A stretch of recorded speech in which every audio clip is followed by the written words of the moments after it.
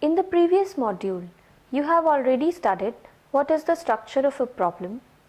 You have also read about the distinctions between well-defined and ill-defined problems. In addition to that, the module also acquainted you to the process of problem solving. In this particular task, we will move a step further and identify what are the key approaches to problem solving, following which we will look at the strategies that can be employed in solving different types of problems.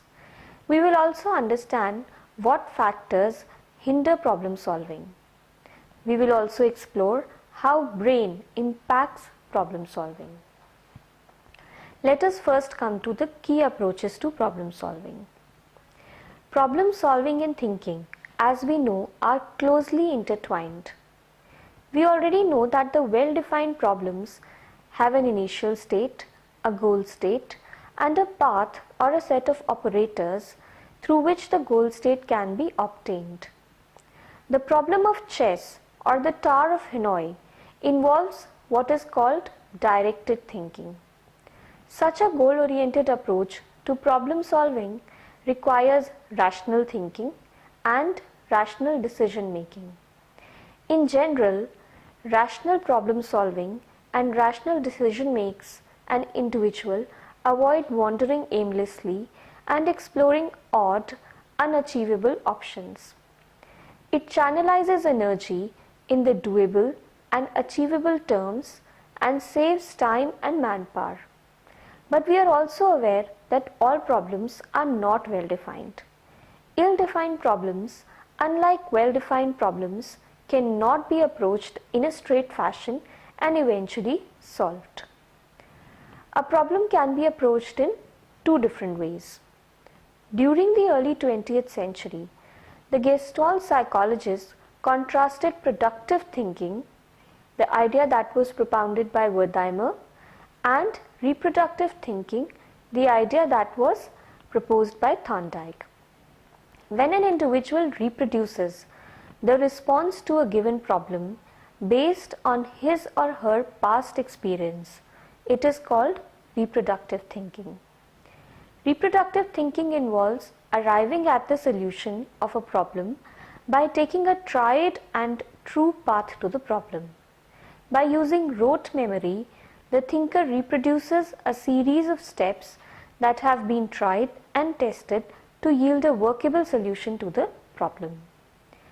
In the previous module on operant conditioning, you were familiarized with trial and error behavior as observed by Thorndike. Just to remind a bit, Thorndike in his classic experiment placed a hungry cat in a puzzle box. The cat would escape from the confinement of the box by discovering a lever that opened the door of the box.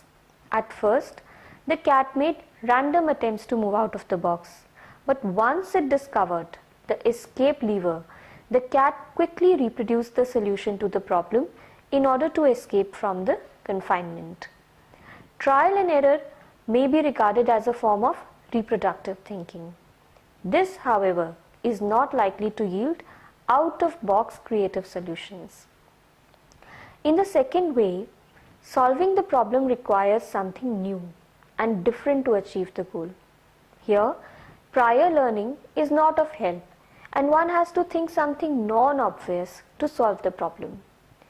You might have yourself experienced it sometimes that you had been struggling to find a solution to a seemingly never solvable problem. Suddenly, the solution pops up, and almost all of a sudden, this kind of experience is called aha experience. Kohler distinguished between this trial and error learning or thinking and insight-based thinking in problem solving. Kohler spent 7 years studying the problem solving of chimpanzees. In one of the problems that he designed for the chimpanzees, he placed several crates in the vicinity of a chimpanzee. Hanging on the top of the cage of a chimpanzee is a banana, which the chimpanzee cannot reach. Kohler reported that the chimpanzee seemed to be lost in thought as to how to reach the banana, and then seemed to be lost in thought as to how to reach the banana, and then suddenly it gets an insight that the crates can be moved and stacked in form of a ladder to reach the banana. The chimpanzee quickly translates this thought into action. You can see this in the picture also. In one of the other problems, the chimpanzee insightfully learned to join the two sticks lined outside his cage in order to reach a banana which was otherwise out of the reach of the chimpanzee. According to Kohler, this insightful problem solving differs from trial and error learning. This type of thinking is called productive thinking, which requires insight and creativity. According to Gestalt psychologists, the thinker must see new and novel ways of organizing the problem. This may also require structuring the elements of the thought and perception. It is argued that ill-defined problems often demand productive thinking, as its solutions can be achieved through insight. Well-defined problems, on the other hand, are more likely to be solved through reproductive problem solving, but these are neat formulas for problem solving. Now let us look at some of the general problem solving methods. One of the important goals of research on problem solving has been to identify strategies to use when we are confronted with problems. There are two key methods to problem solving. One is called the algorithms and the other one is called heuristics. Let us discuss these at depth. An algorithm is a rule that correctly generates the solution to a problem, given that one can devote sufficient time and effort to applying the rule. Two general algorithms are trial and error and systematic search. You have already read about trial and error in the previous module also. The second method is systematic search. To understand this, consider this example.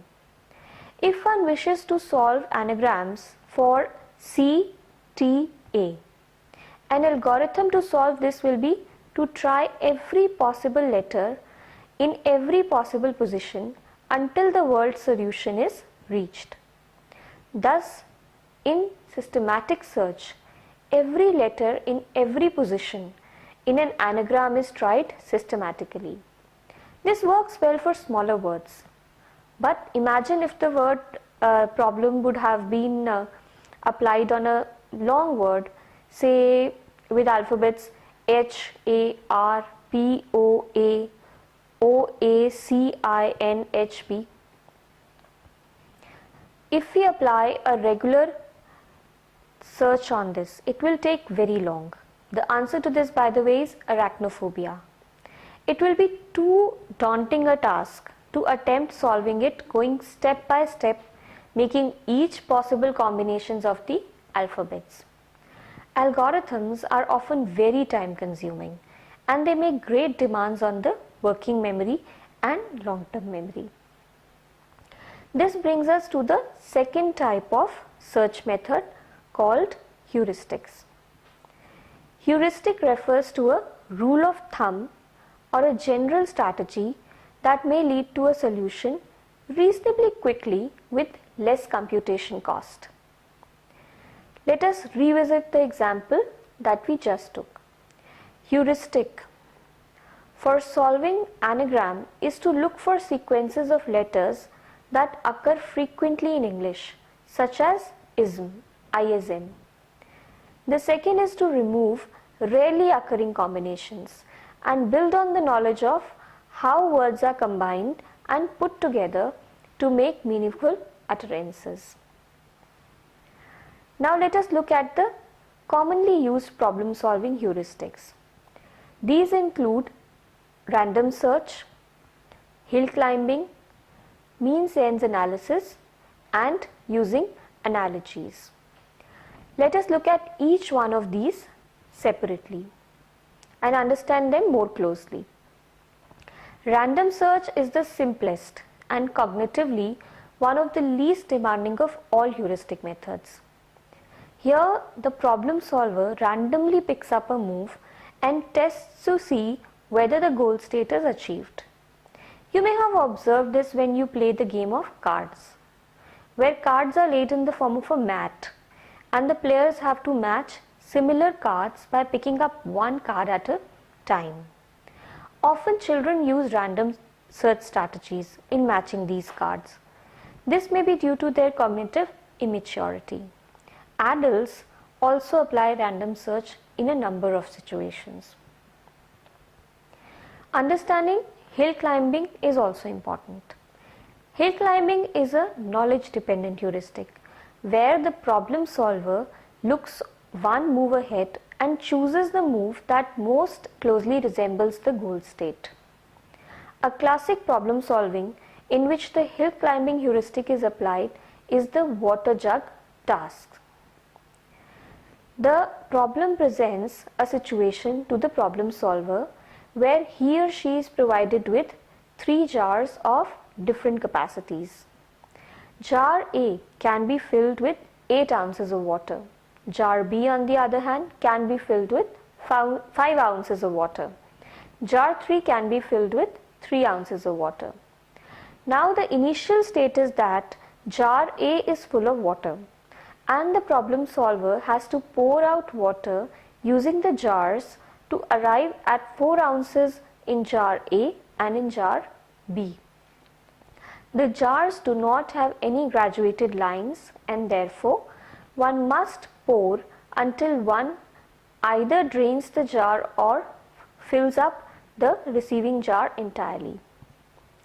Here, if the problem solver chooses the hill climbing strategy, he or she might select a move where the water in the larger and the medium jugs will have amounts close to the goal state. So he or she pours water from the large jug into the medium one, and now one has 3 ounces of water in each of the large jugs and 5 ounces of water in the middle jug. This is certainly closer to the goal than was in the initial state, but this hill climbing strategy does not lead to success in this case. A more demanding strategy is means-end analysis. Means-end analysis refers to comparing one's current state to the goal state and then finding a means or an operator to reduce the difference. Means-end analysis follows 3 consecutive steps. First, the algorithm determines the distance between the current state and the goal state. Second, it tests whether there is an available operator that reduces the distance between the current state and the goal state. Third, the procedure jumps back to the first step. The means-end analysis creates sub-goals where the problem is broken into sub-problems until an operator is available that can be applied. Let us understand this better by applying means-end analysis to the 3-disc tower of Hanoi, where the main goal is to get all 3 discs on peg 3.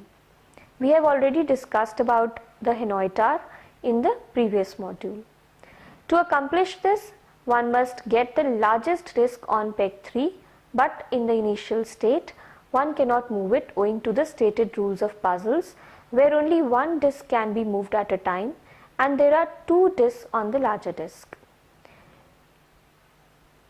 The larger disc cannot be placed on the smaller disc.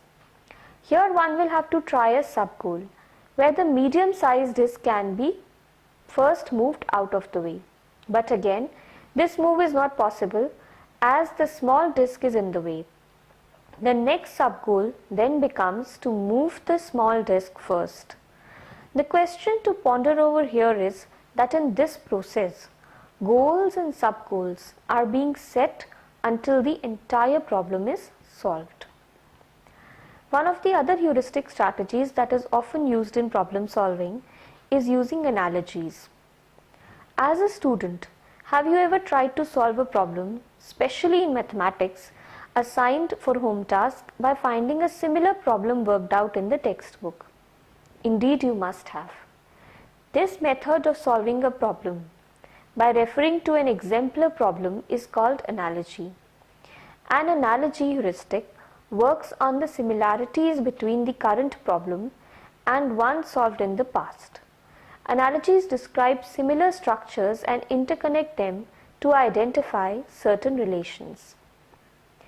Analogical reasoning is generally thought to comprise of 5 sub-processes: retrieval of relevant information, mapping characteristics of the source onto the target, evaluating whether or not the analogy is valid for this particular problem, abstracting the relevant features shared by the source and the target, predicting characteristics of the target from what is known about the source.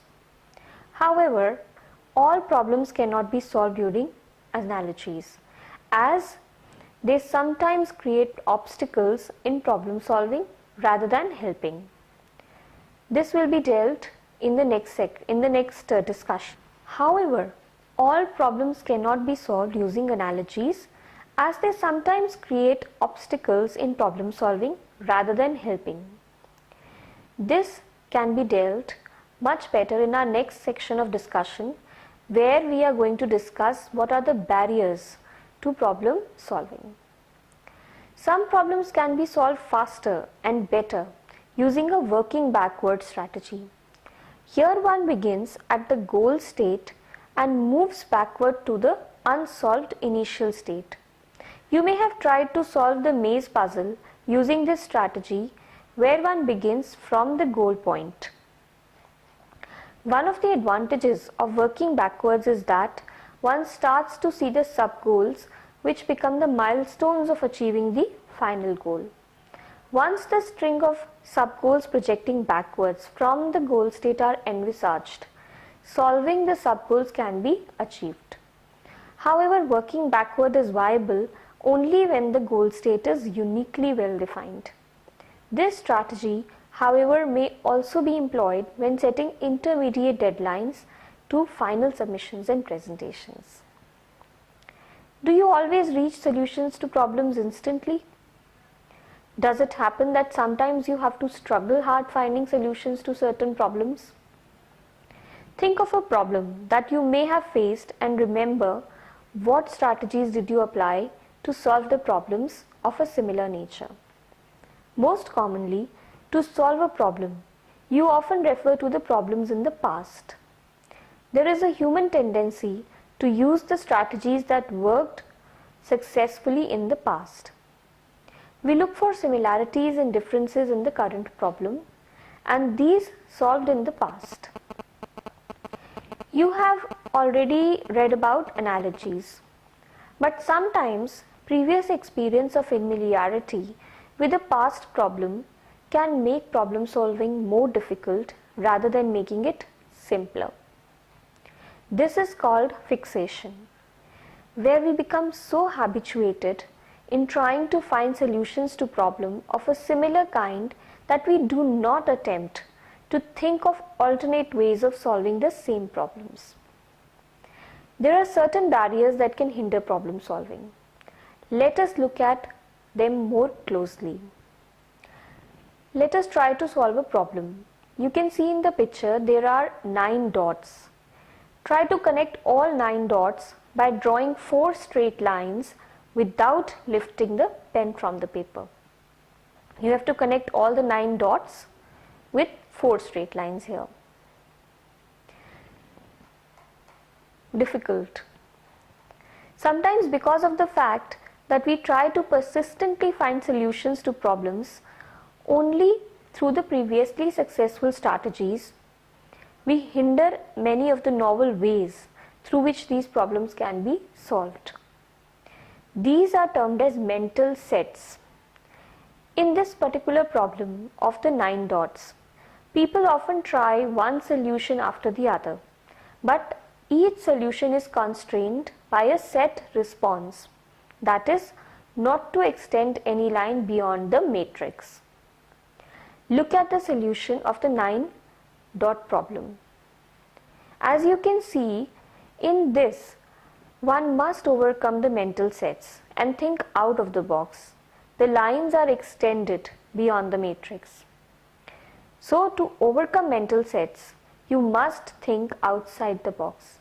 When in the 9-dot problem, solution is constrained by a set response, not to extend any line beyond the matrix. The solution is not reached. To achieve the goal, one has to think differently. Another barrier to problem solving is functional fixedness. We often use objects in the traditional way and do not try to use available resources in unusual ways. It is a tendency to regard the function of objects or ideas as fixed. In other words, fixedness means thinking of an object as only functioning in its usual way. To understand this better, let us take the example of an imaginary situation. In one of the situations, one of the two friends gave up constructing a model of a tree house as they did not have a pair of scissors to cut a long thread short. But one of the other friends tried to create friction by rubbing the thread on the corner of a wall. As a result of it, the thread broke into two parts, which could now be used for the tree house. Simply, the wall was not just seen in its conventional role. Functional fixedness and mental sets became the key concepts of Gestaltists to explain why productive thinking indeed impeded creative and insightful problem solving. Along with these, confirmation bias, where we prefer information that confirms pre-existing positions or beliefs while ignoring contradictory evidence, and response set, which is responding in familiar ways to obstruct problem solving. It is therefore important to be flexible while solving problems. We know that problem solving is one of the fundamental human cognitive processes. As a higher cognitive process, problem solving interacts with many other cognitive processes such as perception, encoding, searching, abstraction, learning, decision making, inferences and analysis on the basis of internal knowledge representation. All these cognitive processes, along with problem solving, are a function of the brain. The brain searches a solution for a given problem and finds a path to the solution. It can be seen as a search process in the memory space and set of alternative paths. A number of different types of cognitive processes and different steps are involved in problem solving. Research on brain and problem solving claims that many different parts of the brain are involved in problem solving. Using PET, ERP, fMRI techniques with both brain damaged and healthy participants, investigators have sought to discover how areas in the brain support problem solving. Using a modified version of the Tower of Hanoi, investigators found that brain activation in the right dorsolateral prefrontal cortex, bilateral parietal cortex, and bilateral premotor cortex increased as the task became more complex. These regions have strong influence on the working memory and executive processes. Patients find frontal lobe lesions find it difficult to solve the problem of Hanoi Tower using means end analysis. Further, the brain recalls and remembers previous experiences and finds analogies with problems previously solved by the brain. Thus, we conclude that problem solving is a complex human cognitive process. Human problem solving can be best understood by understanding the dynamic interplay between problems and goal representations, the processes of problem solving, contextual factors, and other cognitive factors such as the role of working memory, perception, encoding, and so forth.